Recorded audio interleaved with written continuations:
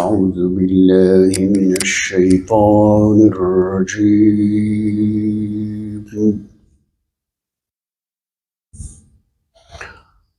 بسم الله الرحمن الرحيم.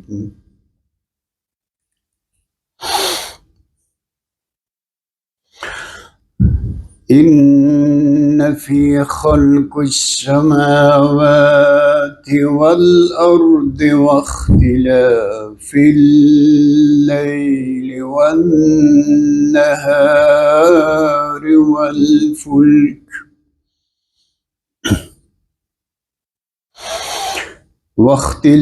الليل والنهار لآيات لأولي الألباب.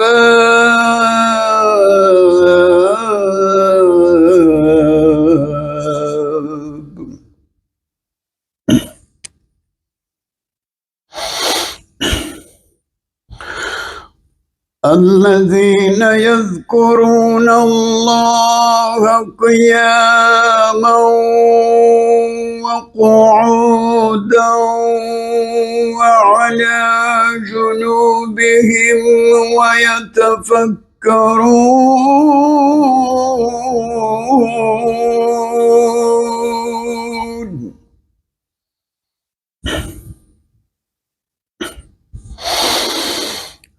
ويتفكرون في خلق السماوات والأرض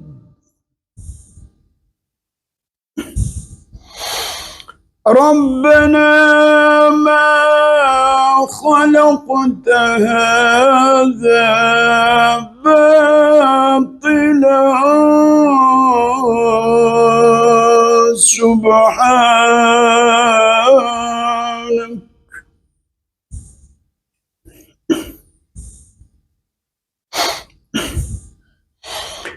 ربنا ما خلقت هذا باطلا سبحانك فقنا عذاب النار.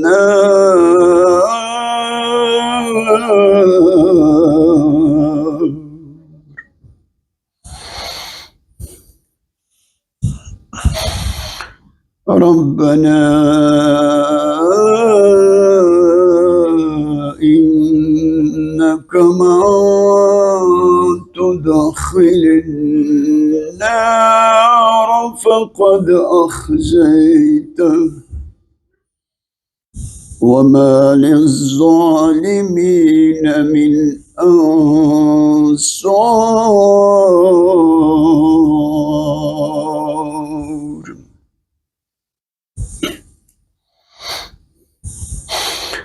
ربنا إننا سمعنا مناديا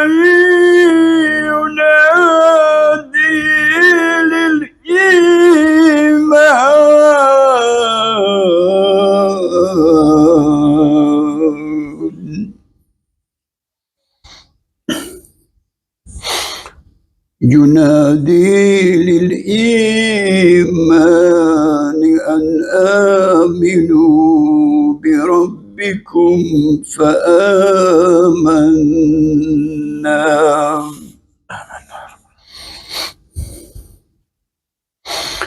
ربنا فاغفر لنا ذنوبنا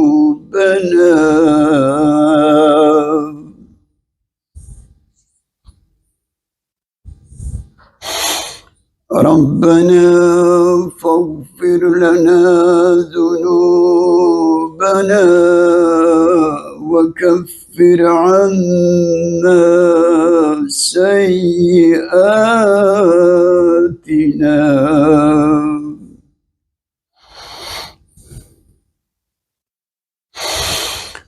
ربنا فاغفر لنا ذنوبنا وكفر عنا سيئاتنا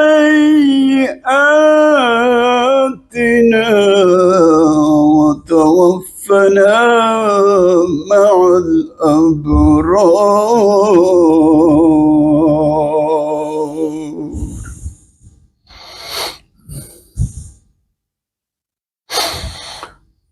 ربنا وآتنا ما وعدتنا على رسلك ولا تخزنا يوم القيامة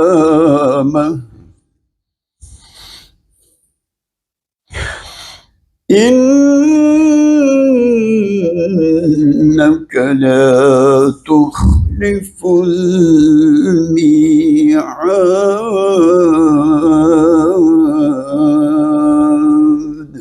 صدق الله العظيم. الفاتحة. أعوذ بالله من الشيطان الرجيم. بسم الله الرحمن الرحيم. الحمد لله نحمده ونستعينه ونعوذ بالله من شرور أنفسنا ومن سيئات أعمالنا. من يهد الله فهو المهتد ومن يضلل فلن تجد له وليا مرشدا. وصلى الله على سيدنا محمد وعلى آله وصحبه أجمعين. أما بعد. Uvaženi glavni imam, Enes Bey, uvaženi Ahmet Efendi, uvaženi Hafize, poštovana braćo i sestre, svima assalamu alaikum wa rahmatullahi wa barakatuhu. Wa alaikum assalam. Zahvaljujem Allahu Đelešanu koji nas stvara, koji nas održava, koji nam određuje prioritete, kome je konačno povratak i svakako salavat i selam našeg pegambera Muhammeda sallallahu alaihi wa sallam svojim životom i primjerima kazao kako da se primjene Allahove riječi na zemlji i kako da obezbedimo sebi sreću na ovome i na budućem svijetu. Da Allah Đelešanu nagradi Enes Efendiju i Ahmet Efendiju koji nas evo na putovanju ponuduše i povjeriše ovo sveto mjesto, ovaj mihrab, da vam nešto kažemo, pored toga što su one vrsni alimi i svakako je sasvim dovoljno to što oni kažu ako budemo samo primjenjivani. Ali smatram ovo bratskom, ja bih kazao, ponudom, a svakako i susret naš međusobni bratskim da bude, jer selam je velika stvar, međusobno se upoznati, da budem iskren, nisam imao prilike boraviti na ovom području, dakle, osim u prolazu, dakle, nekoliko puta prije rata, i jedan put sam samo prošao posle rata na putovanju za hadž kombijem i nešto sam bio više puta u Rožaju, obzirom da su oni fetići bili u Kaknju imami dole, jedan se je oženio i tako dalje, pa smo imali dakle te susrete i eto baš u Rožaju smo imali ovaj susret. Iskren da budem, nadahnut sam ovim našim druženjem, svakako međusobno. Dakle, mi pokušavamo motivirati jedni druge, vidjeti šta smo od prošle godine pa na ovamo uradili, jer je ovo, ja bih kazao, na korisna i rekreativni susreti. Bili su malo i u Gusinju i Plavo, malo dole da se, malo idole, da tako kažem, nadahnemo njihovom hrabrošću i borbom ostanka na tim prostorima i borbe da din, islam i vjera svijetli u ovim krajevima. Svaki naš susret naš osnažuje i jača. Ljubav međusobna daje nam snagu. Nije slučajno da uzvišeni Allah Đelešanu u Kur'anu govori وَاعْتَصِمُوا بِحَبْلِ اللَّهِ جَمِيعًا, vi se svi vežite za Allahovo uže. Uže je definisao Allahov poslanik sallallahu alejhi ve sellem govoreći da inna hadal Kur'an hablullah, zaista je ovaj Kur'an Allahovo uže. Ako ga prevedemo na naš način, teško ćemo se spojiti i ujediniti bez Kur'ana. Ako je rekao svi se vežite za Allahovo uže, ako je Allahov poslanik definisao da je njegovo uže Kur'an, onda nas jedino Kur'an može i ujediniti. Sve ostalo je privremeno. različite vrste interesa, lični, društveni, pozicioni, svaki drugi i tako dalje. Važno je da znamo da stvarna, istinska, međusobna ljubav može biti samo u islamu, u vjeri i na osnovu božanskih principa. Oni definišu i dalje šta je taj Kur'an, pa kaže da je ono svjetlo koje sija nurom mubin, jasno svjetlo, a kada imate svjetlo, mnogo se bolje vidi nego u mraku.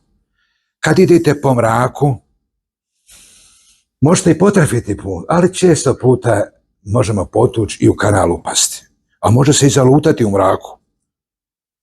Dakle, važno je da imamo svjetlo, a Allah naziva Kur'an svjetlo. I važno je da znamo da ga imamo pred sobom. Oni koji svijetle božanskim svjetlom razumiju mnogo više stvari. Svjetlo srcu našem je iman i vjera. Svjetlo očima našim je ova svjetlost što ima. Nestane li ove svjetlosti, ništa ne vidimo, a oči nisu bolesne. Oči nisu bolesne. Ali ako nemaju svjetla, one ne vidi. Sad izađete odavde vam, ništa očima nije, nego nemaju svjetlosti. Na osnovu svjetla one vidi. Srce nije bolesno ako ne vidi i ne voli ono što treba. Da vidi i da voli. Da vidi Allahove blagodati, da voli Allaha umjesto nešto drugo. Jer je sramota da Božje srce voli nekoga drugog mimo onoga koga je stvorio. Ali ako ne vidiš, šta ćeš? I nemojte plaho ubjeđivati. Ako gledate kroz prozor ovdje, pa sad vi kažete ima čovjek malešan ovdje. I on sve viče daska, drvo, daska, drvo. Ti vičeš ima tamo vočka jedna. On ne vjeruje, nego ako mu puno govoriš, do podne nešto nije s tobom u redu, nego daj nešto podbacimo malo gore da se popne. Čim on pogleda kroz prozor, a jes Boga mi drvo. I ne samo da će kajati drvo, on će još početi nabrajati šta ima tamo u haremu ili izgradu i koje boje. Bitno je sad da progleda. A može progledati samo sa dinom, sa vjerom, sa imanom. Jer našem srcu treba iman, odnosno vjera, isto što oku treba svjetlo da bi vidjelo. I važno je da to znam. Pa on kaže da je to i koristan lijek. Dakle, za Kur'an. Definići poslanik u jednom hadisu. Dalje, da je to koristan i lijek. A jest lijek i za dušu. A dozvolite, ako ga budete učili, ojačat će nas oni fizički. Dakle, ojačat će nas i osnažiti fizički. Jer kad si zdrav unutra, zdrav smo i van. Sa bolesnom dušom teško je imati zdravo tijelo. Kad govorim o zdravom tijelu, ne mislim samo na ovo fizičko, govorim i umno. Da pamet pri pameti ostane, jer to su talase životni, interesni koji te vode, zavisi gdje upadneš. To je život na veresiju. S Bogom je siguran put. Bez obzira koliko dugo pređeš. To je siguran put sa Allahom. Drugim riječima, kako jedan od alema kaže, kad nađeš gospodara, više nema šta izgubiti. Kad izgubiš gospodara, više nema šta dobiti. Nađete Allaha, nemate više šta izgubiti. Nije bitno gdje si, šta imaš. Kad imaš gospodara, sve si dobio. Više ti nema šta izgubiti. Kad izgubiš gospodara, nemaš više šta dobiti. Nije bitno šta će biti tvoje, gdje živio, koliko imaš i tako da. Važno je da smo stalno u kontaktu sa onim bez koga ne možemo ni jednog sekunda da živimo. I kada je kazao, dakle, koristan lijek, mi ga slabo koristimo. Slabo koristimo. Njegovo učenje daje nam snagu, sigurnost. Ono nas jača. Na kraju dobro je djelo. Svako dobro djelo nas hrani, jača, osnažuje za drugo dobro djelo. Ono nas prati i ono nas čuva. To su dobra djela. Da otprilike znate, ona je samo čitavo vrijeme. Na ovom svijetu daje vam snagu, hrane vas, jačaju, osposobljavaju za drugo dobro djelo, isto poput treninga. Danas trči 100 metara, već sutra može 120. preko 150, ne znam i tako dalje, dok 10 km ne budeš. Ali morate vježbati. I u početku svako dobro djelo nas posposobi da možemo raditi malo već. Pa treće, pa četvrto, pa peto. Dakle, osnažuje nas i jača. Prati nas, vjerujte mi. Kad krenemo odavde, sin nas voli, otac, mati, brat, sve bi dali za nas. Ali mi kad uđemo u kabur i sa dženaze krenemo, niko neće doći sa njim. Sinovi vole ga, sve bi dali za babu i za mati. Naprotiv, još uzmu lepat pa udare malo okolo, da se ne raspi ono. I odoše. A kaže Božji poslanik, med čuje stopala onih koji odlaze. I da zamislite, on kreće i sve čuješ. Nestaje. Sam. I u kaboru nikoga više nema. Osim nas i dobre dijela koje nas štite prema riječima poslanika iza leđa, namaz, hadž, post, zekat, dobra djela s prijeda strane, s desne strane. Odakle krenu munkir i nekir, dobra djela ne idi s ove strane, jer je on namaz obavljao. S ove ne idi ni s ove jer je postio. Ne idi s ove. Učenje Kur'ana će također biti šefačija nama na sudnjem danu. Kaže Allah, poslanik sallallahu alejhi ve sellem, ima jedna sura u Kur'anu koja bude učio doći na sudnjem danu i neće otići od Allaha dok mu Allah ne oprosti grije, a to je, kaže, sura Mulk, ima 30 ajeta, sura Tabarak. Svi znamo da je Kur'an šefačija da se zauzeti. Braćo i sestra, nemojte sami ići dole u kabor. Dole je mračno. Povedite sa sobom nekoga s čim ćete razgovarati, ko će vas štititi, biti uz vas.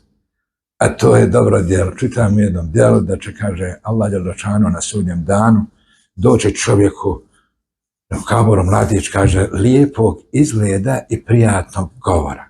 Pa će razgovarati, pa će ga upitati, a ko si ti tako fin i tako prijatnog govora? Kaže, ja sam tvoje dobro djelo to i to. Pa me Allah dželešanu, kaže, naredio da ti pravim društvo. A dole jedino su dobra djela društva naša. Ne znam koga ćete povesti malo u životu, sad koja su vam djela koja će krenuti sama da vas štite, da vas brane, da razgovaraju i prave društvo. I svi znamo po hadisu da neki neće imati 2 metra sa metar, nego će biti koliko pogled dopire širina. A što ne bi to mi bili? Da proširimo naš kabor. A ne daj Bože, bit će neki, kad će se početi mezar sužavati, stješnjavati, pa će, kaže, u kost ulaziti. Strah me i progovoriti jako, jer bit će dole nezgodno. A sve možemo ovdje riješiti. Ovdje mi proširujemo, jer je poslanik rekao, et dunija mezratul ahire. Ovaj dunjaluk je njiva ahireska. Ovdje siješ, tamo žanješ. Što posiješ, to ćeš i požnjeti. A šta nam je faliti? Šta nam fali da sijemo dobra djela? Stalno. Odavde krećemo, selam nazovemo. To je izvanredno dobro djelo. Selam je Allahovo ime, selam je dova, neka je na tebe spas, mir, sigurnost i svako dobro. Dova jedan drugome upućuje. Ali svi znamo šta znači selam. Širite selam da bi se međusobno zavoljali prema hadisu. Selam znači, kad nekome nazove,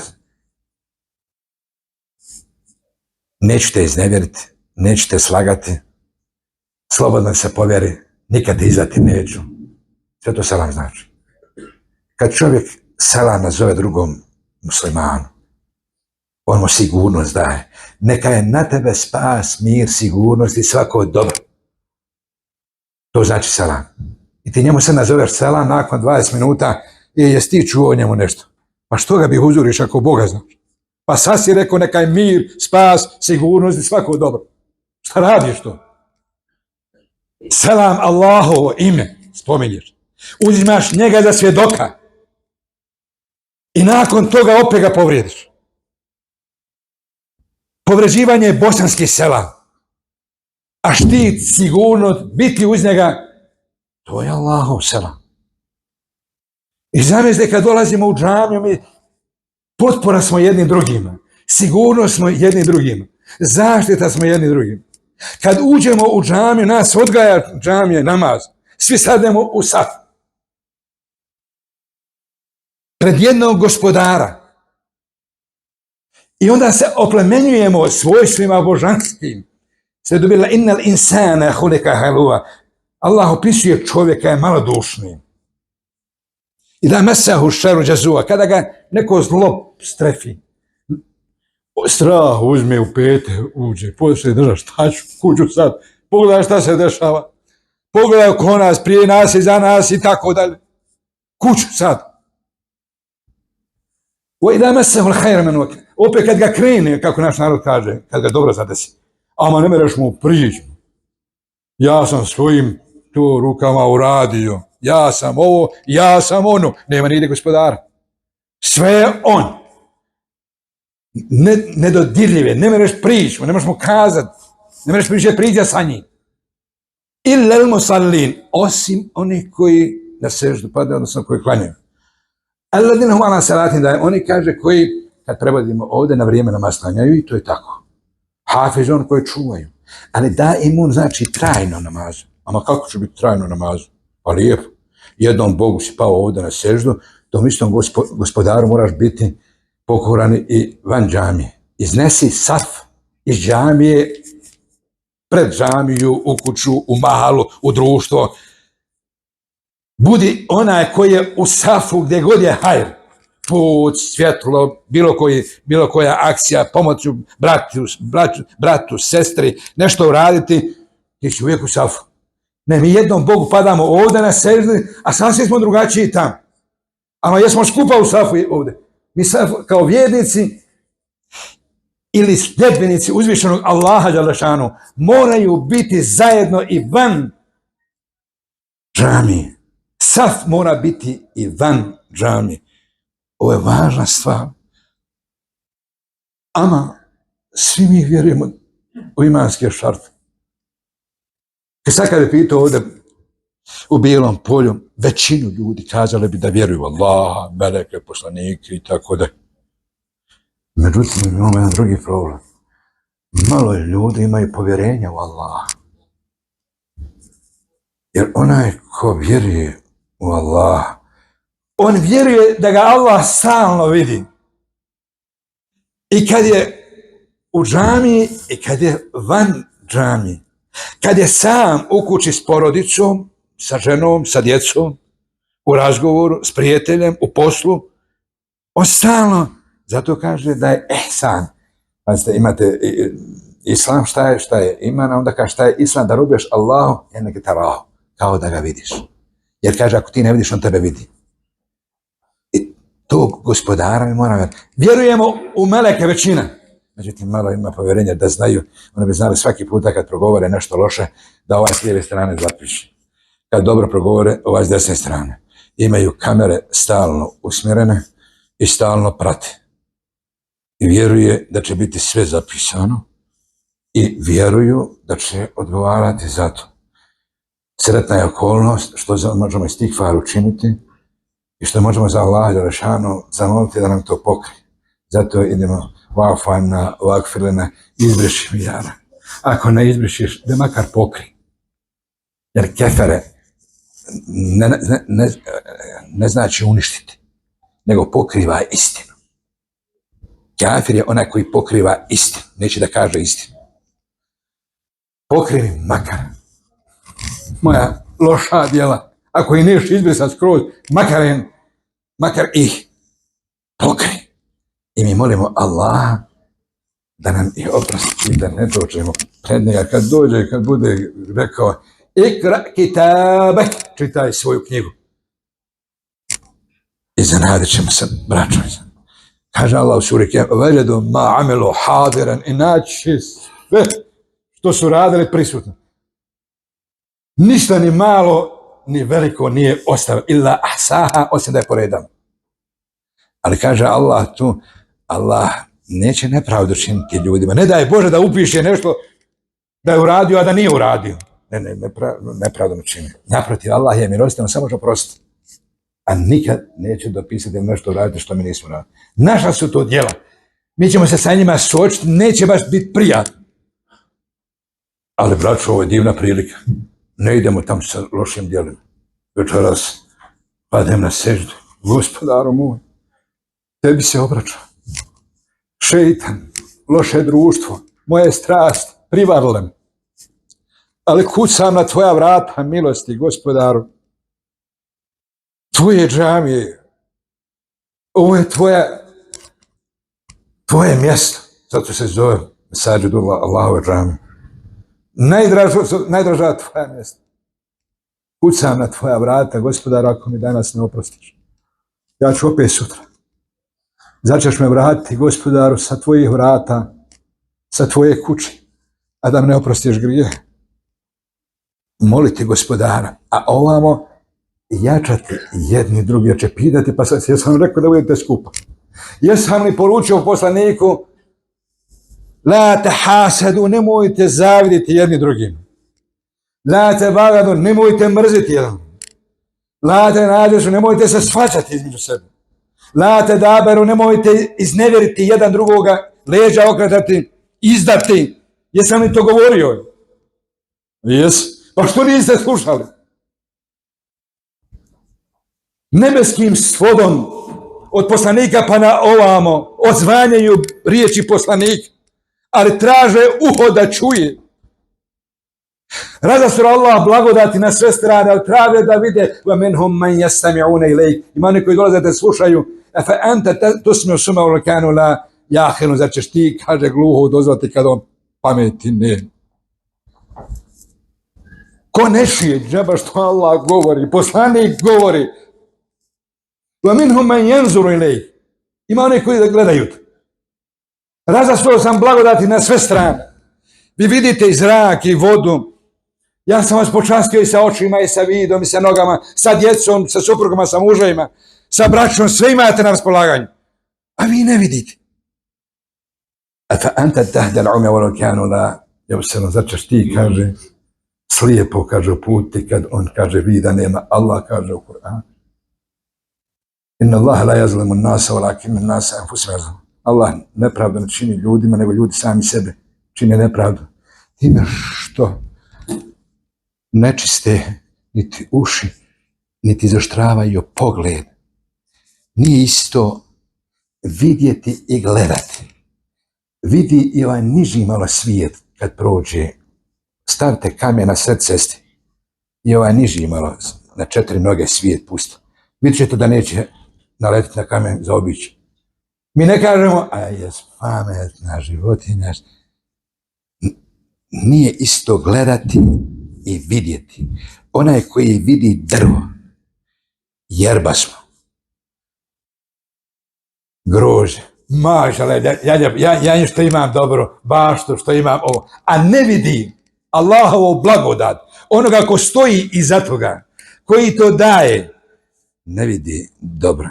Ako vidi, onda kaže alhamdulillah, ja rabbi tebi šuđer, kad si me počastio, a nisam zaslužio. Vidi što vidi Gospodaru, a nisam zaslužio. Šta su krivi oni tamo? U nas kod Vojnice imaju tamo pa ne vide, imaju sa posebnim potrebama. Nikad sjeli, nisu ustali na noge. Ako vas put nanese, otište tamo, ali kao vjernici pogledajte. Pa kad se vratite, kažete, Gospodaru moj, to što mogu hodati, što rukama mogu svojim činiti, to što vidim, to što čujem, ne mogu ti zahvaljivati. Vi ste sigurno slušali od vašeg imama, čovjeka koji je 500 godina na jednom ostrvu bio i kako to Ibn Kesir govori, vratio se Allah i Allah mu kaže sad s mojom milošću uđi u džennet. 500 godina robovao Allahu i nije griješio. Nar imao stalno, koji je stalno radio čitave godine i vodu, dakle na ostrvu. Ja Rabbi kaže sa mojim dobrim djelima, a ne sa milošću. Izvagajte mu, kaže, milost moju, dakle, blagodati i njegovo ibadet 500 godina. Krenuli sa okom, ja Rabbi, kaže, oko pretegnu. Još nisu došli do drugih dijelova. Samo oko pa pretegnu 500 godina ibadet. A ko ti je, uvete ga, kaže onda u džehennem, on zavapi. Gospodaru, ne tako ti tvoje milosti, da ga vrati. Ko te je tu postavio, kaže, na ostrvo? Ko ti je, kaže, na ostrvu koje je okruženo slanom vodom dao pitku vodu? Ko ti je dao onaj nar da rađa čitave godine umjesto samo jedan period? A on kaže, la in šekertum la azidannakum. Ako mi meni budete zahvaljivali na onome što vam ja danem, ja ću vam dati još više i da ću vam da dugo traje. A šta nam fali kazati, alhamdulillah, ja Rab. Kome Allah dadne da zanoći, kaže Allahu poslanik sallallahu alejhi ve sellem, da zanoći zdrav u svojoj porodici, da ima hrane za 24 sata, dato mu je bogatstvo ovoga svijeta. Ne znam da li vi imate heltu dana da jedete, ili sam 24 sata. Ako nam je dato bogatstvo, a poslanik istinu govori, pa džijeto moj ham, osmijeh na licu, kao svakog bogataša. Ja Rabbi tebi šučur. Pa imam do podne, pa do ikindije, pa do vraka da jedim. Ništa mi po hevitu, po mjesec moramo da jedemo. I opet poteška mi neku situaciju. Ne znam šta će biti sa nas. Kad god odsustvo vjere i oslonca na Allaha, Allah dade nesigurnost u srcu. I džabe što imaš, opet se bojiš. Imaš njega koji kaže وَمَنْ يَتَوَكَّلْ عَلَى اللَّهِ فَهُوَ حَسْبُهُ. Ko smo oslonili na Allaha, on mu je dovoljan, ne treba ni istok ni zapad. Pa što se bojiš onda? Imaš onoga u čijim je rukama sva moć, koji je al-Qadir, moćni, snažni, jaki. Na sve ovo rubovi, istok i zapad, onog koga se mi bojimo. Svi su oni pod Allahovom vlašću. I neće niko nikome štetu nanijeti što Allah neće dozvolu da mahom bedaren ne bihi. Niko nikome osim sa Allahom dozvoli. Ako dozvoli, ili nas posjeća, ili nas opominje Allah na sebe pa kaže zagledali ste se u ovaj svijet pa nas malo protrese različitim situacijama, iskušenjima, a on je kazao da će to raditi da bi nas sebi približio, da bi nas podsjetio na sebe i da bi sa njim sreću i svako dobro ovoga i budućeg svijeta imali. Zato, poštovana braćo i sestre, obzirom da evo imamo i našeg još i hafiza, i ja ću otprilike svesti ovo naše predavanje, dakle je ovo zajedničko razmišljanje, našu poruku, da se ne odvajamo od našeg Gospodara, da uspostavljamo kontakt sa njim, da je naš odnos prema njemu izraz naše vjere, bogobojaznosti i takvaluka. A to je najvažnija stvar. Braćo i sestre, da okupite svoju porodicu i vidite gdje jesu u lađi spasa. Vi svi znate za Nuhovu lađu. I on zove sina, hajde u lađu. Kaže sin, ja odo na brdo. Kaže njemu babo, Nuh alaih selam, nema danas spasa, sine, osim kome se Allah smili. Ja odo na brdo. Sine, nema spasa danas. Talasi su veliki, ogromni. Sad je zaprevrni. Sine, sigurnost je tam gdje Allah kazao i nemoj tražiti sigurnost na brdu. Oda sin.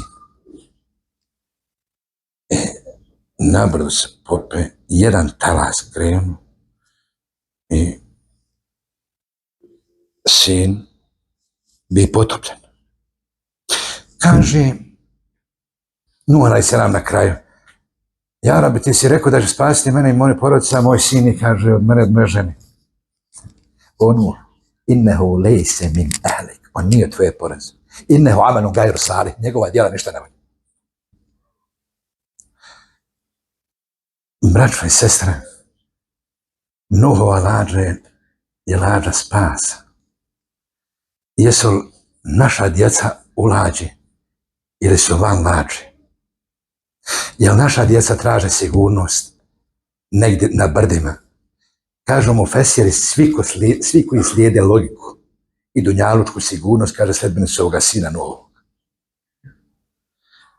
A svi koji slijede Allaha dželle i njegove naredbe, pa makar u određenom trenutku i poteške bile, naće sigurnost, mir i spas kao svi što su bili u Nuhovoj lađi.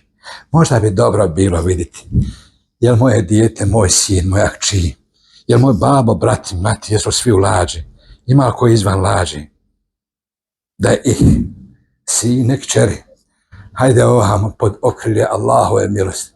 Ne sluša me, a šta vam fali pasti na seždu? Ja Rabbi, ti si tekallubel kulub, onaj koji okreće srce. Okreni srce mog sina, moje kćeri, mog brata na dobro. Ja vičem, sine, vam je spas, a on džaba hoće.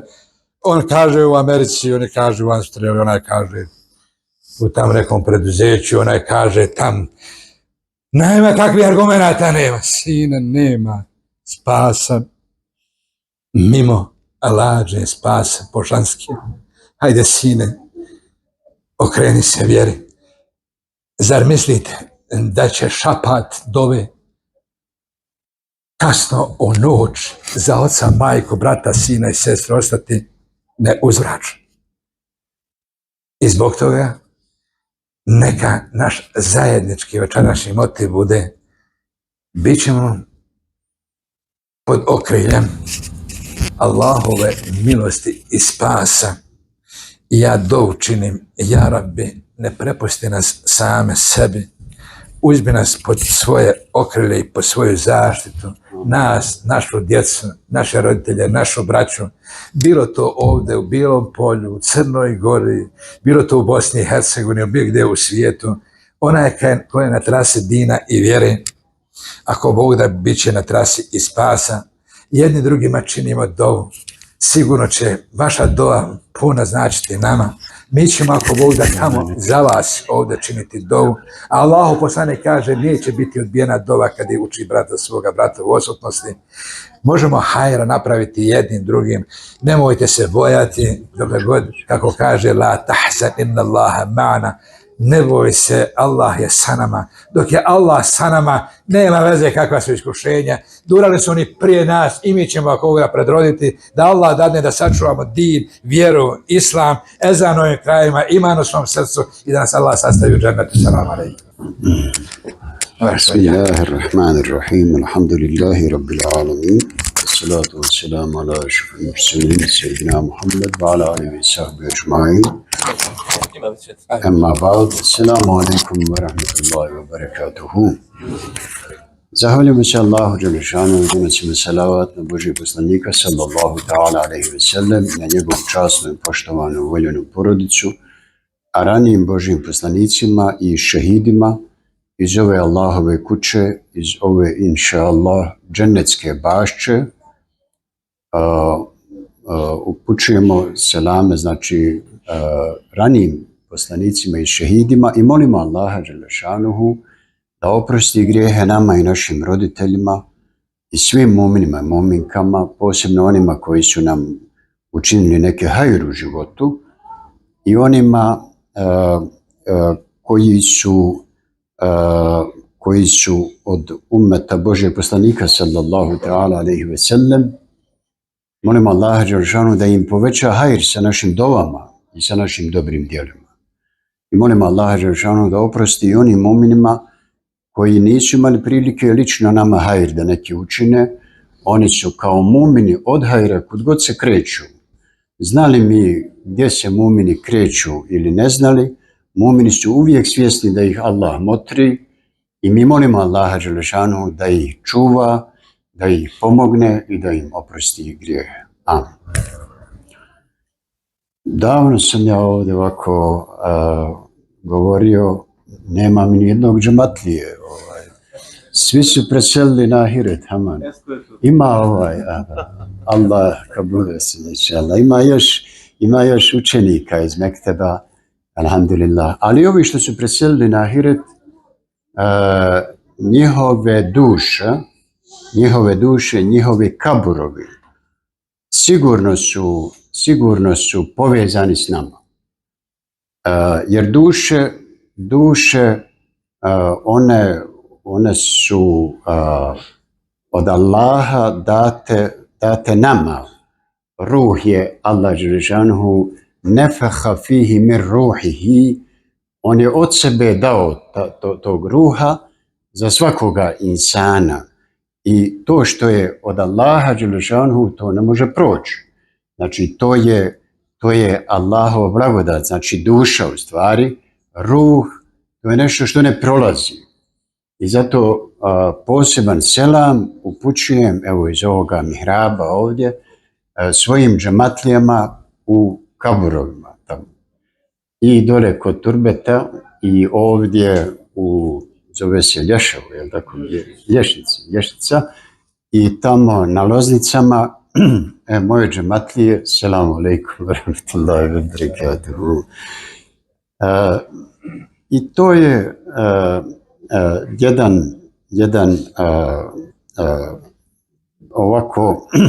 jedan primjer kako se stvari dešavaju, dolaze i prolaze. A ostaje ono djelo, kako nam je Sulejman Efendija spominjao, ostaje djelo koje ne samo da ostaje iza ljudi, nego ide i sa ljudima u kabur. Dobro djelo, kako je objašnjeno, ali to je nešto zašto se mi svi pripremamo da iza nas ostane neki hajr koji će biti od koristi drugim ljudima. Ja ću sad kazati da sam sanjao jedan san, na primjer, bilo je to možda prije 4-5 godina. I nešto sanjao sam u Bijelom polju, srušila se džamija.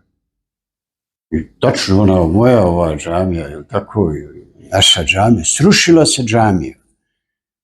I ja kad sam se nešto probudio, nešto žao mi, šta li će se to desiti? Šta je to? Allah dželešanu daje išarete neke. Kaže se u hadisima, nema Božjih poslanika poslije Muhammeda sallallahu ta'ala alaihi wa sallam, niti ima objave poslije, ali istiniti snovi, to je ono što nam je ostalo kao veza sa Allahom dželešanu, kao način da nas Allah dželešanu o nečemu obavijesti, da nas na nešto upozori. Nema znači objave, nema poslanstva poslije Božjeg poslanika sallallahu alejhi ve sellem, ali ima bušra, istiniti snovi koje Allah dželešanu daje ljudima da ih upozori ili da ih obraduje. Ja sam se probudio nešto tužan, šta li će to biti? I raspitivao sam se kod ovih ahbaba, šta li je to? Jer se baš srušila džamija u Bijelom polju.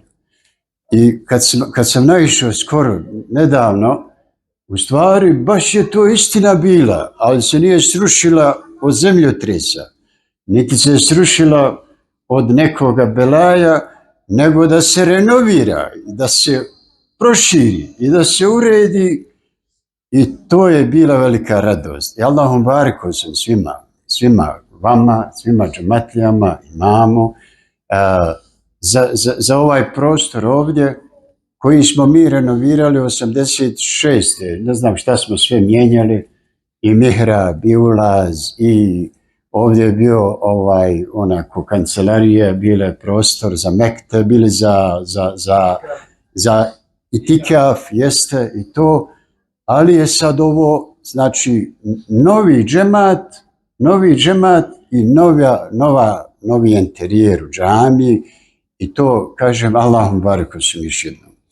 Drugo što bi istakao, jeste, ja sam u međuvremenu otišao odavde i sebe što sam ja 88. otišao odavde, na neki način bili su oni išareti da se ljulja ona država. išareti su bili 87. 8. i prije toga da se ljulja se ona država. To se vidjelo. I nekako imao sam neki išaret da ja trebam ići u Bosnu. Da odem tamo. I Allah Žešanu je odredio da tamo steknem Allahovim emerom to zvanje hafiza, da preuzmem taj amanet i molim Allaha Žešanu da mi pomogne da očuvam taj amanet, ali učestvovao sam i bio sam prisutan u odbrani Bosne i Hercegovine. Ispratio sam svojih 25 šehida iz moga džamata koji su uložili svoj život, svoju krv dali za Bosnu i Hercegovinu. I to je bilo u Zenici, odavde sam otišao u Zenicu 88. do 2010. godine, znači 22 godine. I onda ovih zadnjih 13 godina sam u Sarajevu i to je taj razmak kad smo bili ovako razdvojeni u tom vremenskom periodu. A čestitam vam isto tako da ste bili onaj jezičak na vagi presudni. Mislim da je to Bijelo polje baš presudno bilo za obnovu državnosti Crne Gore. Razumijete? Da je to bio neki presudni vaš doprinos, jer kad se granica države Crne Gore kad se ustabilila, onda je lakše i granice Bosne i Hercegovine da se sačuvaju. I to je i dalje naš amanet zajednički, ako Bog da se granice znaju bez obzira na planove veliko državne s jedne i s druge strane i tako dalje. Znači, na tom putu spomenuo bih suru Li ilafi Kurejš, gdje Allah šanu spominje pleme Kurejš, da je važno za to pleme da ono može da putuje ljeti zimi, radi trgovine, radi i tako dalje. Putovanje kao nešto što je vrlo važno. I onda Allah šanu kaže فَلْيَعْبُدُوا رَبَّ هَذِا الْبَيْتِ, a neka budu oni, Kurejši, znači u tom primjeru, neka budu robovi samo gospodara Kjabe, samo njegovi robovi, i الذي أطعمهم من جوع وآمنهم من خوف, koji ih opskrbljuje, Allaha koji ih opskrbljuje i koji im daje bezbjednost. Ovdje su dva elementa spomenuta u suri Li ilafi Kurejš. Dva elementa koja su vrlo važna uopće za život. Znači, opskrba je ekonomija. Razumijete? Opskrba je ekonomija. Znači, Allahova blagodat se ovdje ističe da Allah opskrbljuje. Allah daje opskrbu. Znači, to je Allahova blagodat. Evo, Sulejman Efendi je spominjao blagodatima raznim, ali opskrba je, znači još posebno ovdje istaknuta, Allah opskrbljuje. A to je ekonomija. I kogod u Bijelom polju i inače bavi se ekonomijom, da na halal način zaradi, da na halal način opskrbi porodicu, da na halal način učestvuje u hajrovima, za džamiju, za bilo koji hajr, da podupre nešto ekonomijom, znači sposobnošću da se bavi biznisom na halal način, bavi se jednim svetim poslom. Jer Allah dželešanu kaže, ja sam taj koji daje opskrbu. Kogod se brine za halal opskrbu, za halal, brine se i bavi se poslom koji je sveta stvar. Jer kaže Božji poslanik sallallahu ta'ala alejhi ve sellem, talebul halali džihadu. Tražiti halal opskrbu, to je vrsta džihada. Subhano. Znači, ko se ekonomijom bavi, da stekne, da ima otkud da dadne, A to je džihad. To je džihad. To je vrsta džihada. Subhanallah. I drugo što je spomenuto ovdje u suri Lilaf Kureš, amenahum min hauf, daje bezbjednost, Allah, daje sigurnost. Znači sigurnost je blagodat Allahova, velika blagodat. I kogod se bavi sigurnošću, da mu je to posao, da obezbjeđuje sigurnost, da doprinosi sigurnosti u putovanju, u životu, da ti kad zanečiš da si siguran, kad dođeš u džamiju da si siguran, kad si na poslu da si siguran, da ne gledaš hoće li ti neko, razumijete, ugroziti bezbjednost. Kogod se bavi time, bavi se svetom stvari. Bezbjednost, znači ekonomija, znači opskrba i bezbjednost, to su spomenute ove dvije stvari u suri Lilaf Kureš kao Allahove blagodati. I na tom planu, znači, naš je zadatak da mi budemo prvaci u tome, da se stiče halal nafaka, da se biznisom bavi na halal način, da se to uspije i da mi budemo izvor i da doprinosimo sigurnosti, bezbjednosti i u saobraćaju i bilo čemu, u svakom smislu, da je to sveta stvar za nas, za mu'mine. Ovdje je bilo puno i muhađira iz Bosne tokom rata. Molim Allaha dželešanu da vas nagradi za svaki vaš postupak hajirli, djelo koje ste pomogli našim narodu iz Bosne koji su hiljadama prošli ovim krajevima, hiljadama ljudi i koji su našli tu sigurnost i bezbjednost i kojima ste zalogaj dali opskrbu za toliko i toliko vremena koliko je bilo potrebno. U ovome mome kazivanju što bi volio reći jeste i čovjekova karakteristika čovjeka, da je on stvoren i da treba da zna da je griješan. Razumijete? Da je čovjek da zna da je stvoren i da je griješnik. Da smo svjesni toga. Šejtan, la'natullahi alejhi, on pokušava da prevari čovjeka. Ono kaže se u Kur'anu Kerimu, kaže: "Ma nahakuma rabbukuma an hazihi illa an takuna malakaini aw takuna min al-khalidin."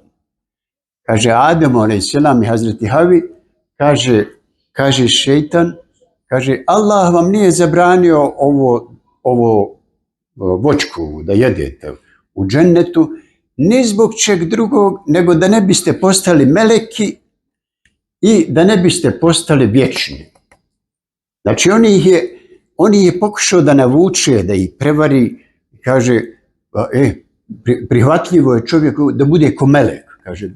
Znači da ih navuče na to da budu oni ko melek, znači bezgrešni. Ili da budu vječni. I sad na brzinu šejtan lovi ljude. Na brzinu. Insan kad to čuje, i Adem alejselam, kad je to čuo, na brzinu mu se svidilo. Pa što ne bi bio ko melek? Što ne bi bio ko melek, da mu se svidi to i što ne bi bio vječan, da ne umre nikako? Što ne bi to tako uradio? Ali to je samo na brzinu ga je prevario. Zašto mi ne trebamo uopšte da poželimo da budemo ko meleci? Pazite, mi ne trebamo da poželimo da budemo ko meleci. Zašto? Pa zato što je melekima bilo naređeno da naprave seđdu Ademu. A nije Ademu, alejselam, naređeno da melekima učini seđdu. Pa zašto je znači naređeno melekima da učine seđdu Ademu? Pa zato što je Adem iznad meleka. On je halifa. Nisu meleki halife na zemlji. Razumijete? I znači, kad nekome kažeš jes dobar ko melek, pa nisi ga pofalio, nisi ga ponizio u suštini. Jer kad kažeš ko melek, znači ko bezgrešan. A čovjek je stvoren, mora da griješi, da pogriješi. Ne halifa. Ovaj drugi dio prevare je bio da budeš vječan. Šeitan kad kaže Adem a.s. Pa kako ćemo poželjeti da budemo vječni kad znamo da je Allah vječan? Pa ne možemo biti ko Allah. I to je prevara na brzinu. Ne možemo biti ko Allah. Allah je vječan. Allah je vječan, subhanahu wa ta'ala. I znači, kad je već vidio da je pogriješio, Adem a.s. pita Allaha dželešanu, gospodaru moj, ovo što sam ja pogriješio, je li to od mene ili je to po tvojoj odredbi? Je to od mene ili je to po tvojoj? Ja sam, kaže, to odredio, kaže Allah, ja sam odredio da ti budeš da pogriješiš. To je po mojoj odredbi. Onda kaže Adem a.s. kaže, gospodaru moj, onako kako si odredio da ja moram da pogriješim, molim te tako mi ti to i oprosti. Subhanallah. Molim te tako mi to i oprosti. Znači, suština naše spoznaje jeste u tome da mi znamo da smo halife, alhamdulillah, halife na zemlji, po Allahovoj odredbi. I da smo griješni, da pogriješimo. Možda ja sad griješim dok vam govorim, želim neki hajr, nešto da... Možda ja sad griješim, ne znam. Razumijete? Možda, ali smo sigurno griješni. I u svakom slučaju kaže Astagfirullah. Pa to nam je spoznaja. To nam je spoznaja. Oprosti nam, gospodar naš. I ovo što smo ovdje bili mi 3 godine što smo radili, 86. 7. 8. Gospodar moj, molim te ako je bilo kakvoga hajra u Kabul nam to. Što je bilo da ne valja, molim te, gospodar moj, oprosti. Razumijete? To je svrha u suštini. Da mi spoznamo da smo mi griješni. Pa kaže Božji poslanik sallallahu ta'ala alejhi ve sellem zadugo po noći na kijamu uči, a Hazreti Aisha kaže, pa Božji poslaniče, šta ti istikvar stalno učiš? Kaže, zašto to? Pa kaže, zar ti nisu oprošteni grijesi što si učinio i što ćeš učiniti? Ima ajet. Znači, zar ti nisu oprošteni grijesi koje si učinio i koje ćeš učiniti? A onda on kaže, pa kako da ne budem ja zahvalan Allahov rob? Da mu se zahvalim što mi je to tako oprošteno.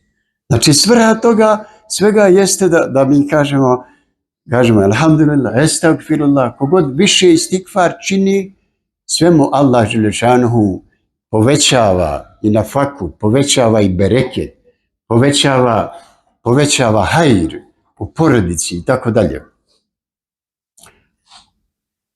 Je li isteklo vrijeme?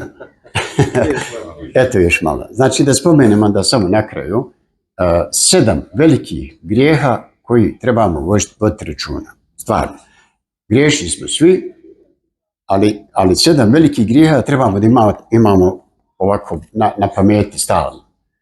Prvo je širk, drugo je ubijstvo, drugo je sihir. Prvo je širk, drugo je sihir, treće je ubijstvo, četvrto je kamata, peto imovina siročeta, da se potkrada, šesto je bježanje sa bojnog polja i 7. je potvora. Ovi 7 velikih grijeha, oni kad se pogleda, svi spadaju u potvoru. Sve je to potvora. Razumijete? Potvora je veći grijeh od ubijstva. Šta je širk? Širk je znači da se Allahu pripisuje nešto što nije. To je potvora. To je potvora na Allaha. I Allah potvoru na sebe neće oprostiti nikome. Da mu nekomu pripisuje ono što nije. Znači, jednostavno, Allah to neće oprostiti. Sve ostalo mimo toga kome hoće oprostiti. Znači, širk. Ali širk ima skriveni širk. Skriveni širk, to je sakriveno, to se sakriveno, moramo se boriti, stalno moliti Allah ženu da nas sačuva od širka. Eto, sihir kao drugi veliki grijeh, čini se nama da je daleko od nas. Kao, pa šta imamo sihir, neko se tamo bavi. Ne, sihir je puno priče. Puno govora je sihir. I čuvajte se puno govora. Evo, možda smo malo pretjerali, ali nije ovo sad. Znači, čuvajmo se previše govora. Evo sad, mi možemo na televiziji ili inače, često provedeš sat, 2, 3, recimo. Ona je priča, ona. To je čisti sihir. Kad sve sabereš, nema nikakav hajde od toga. Kad sve sabereš, nema ništa, samo si izgubio 2-3 sata. Pa to je čisti sihir. Isto tako u razgovorima između nas, kad neko nešto raspravlja se i to. Ako se raspravljaju dugo, nijedan nije u pravu. Ako razumijete, previše priče. Nijedan nije u pravu. Zašto? Zato što kaže Božji poslanik sallallahu alejhi ve sellem, odustani od prepirke i svađe, makar bio i u pravu. Znači da je i jedan bio u pravu, prekinulo bi se to. Jedan bi prekinuo tu. Čim su nastavili oba, recimo, da raspravljaju 2-3 sata, nijedan nije u pravu. Jer nije nijedan postupio kako Muhammed alejhi selam preporučio. Prekinuo bi ovaj. Razumijete? Znači, čuvati se sihira na taj način. Treće, ubistvo u saobraćaju, draga braćo, poštovane sestre. Mi moramo biti najbolji vozači. Znači, kad god vidimo situaciju, pješčak, saobraćaju, uopšte, da odmah zamislimo jesmo li mi ubice. Jedan od velikih grijeha. Jesmo li ubice? Allah sačuva. Znači, mi moramo biti najbolji vozači. I da poštujemo najbolje, razumijete, prava drugih ljudi u saobraćaju, uopće, da čuvamo živote. To je treće. Četvrto, kamata. Znači, sad ovo, kamata banke i to je sad, znamo kako ide, bez obzira što se zove islamska, ovaka, naka banke, sve je to sličan neki sadržaj, ali ono što je 100% veliki grijeh jeste da čovjek koji ti dođe pa te moli da mu pozajmiš, došao ti je zato što mu nešto treba, recimo, traži nešto, treba mu, a onda mu ne samo da traži ono što mu je dao, nego još ga potapa dublje, kaže, još ti meni trebaš, to su ti zelenaši, još više od toga, to su prokleti ljudi. Umjesto da pomogne čovjeku, on ga još tuši dalje. To su prokleti ljudi. To je četvrto. Peto, imovina siročeta. Imovina siročeta. Umjesto da siroče podigne, on ga tuši, potkrada. Jetime. Razumijete? Umjesto da ga diže, nemaju oca, nemaju majke, umjesto da ga diže, on ga tuši. To je isto veliki grijeh. Bježanje sa bojnog polja, znači, rekli smo sad, u ratu u redu, ali bježanje iz biznisa, kaže, ne može se. Pa bori se, to je džihad. Budi bolji, jači biznismen od onoga ko ne zna za Kur'an, za hadis. Moraš biti jači u tom džihadu od njega. To je džihad. Znači, bježanje sa bojnog polja i potvora kao 7. veliki grijeh. Potvora, to je, rekli smo, potvora u bilo kom smislu, potvora je veći grijeh od ubistva i onda čuvati se potvore. Znači, spomenuto ovdje kod Sulejman Efendije u predavanju, ogovaranje, recimo, da se ogovara, recimo to, pa kaže, šta je ogovaranje? Ogovaranje, kaže, pitali su Božijeg poslanika, sallallahu alejhi ve sellem, pa kaže, pa istina je ono što sam ja rekao o njemu, istina je to. Nešto ružno on nekome rekao. Pa kaže, Muhammed alejhi ve sellem kaže, pa to je ogovaranje, što si rekao o njemu istinu, a nije mu drago da to govoriš. To je ogovaranje. A da si rekao o njemu što nije istina, nego laž, pa to je potvora onda. To nije ogovaranje, to je potvora, gore nego da si ga ubio. Molim Allaha dželešanu da nas učvrsti na pravom putu.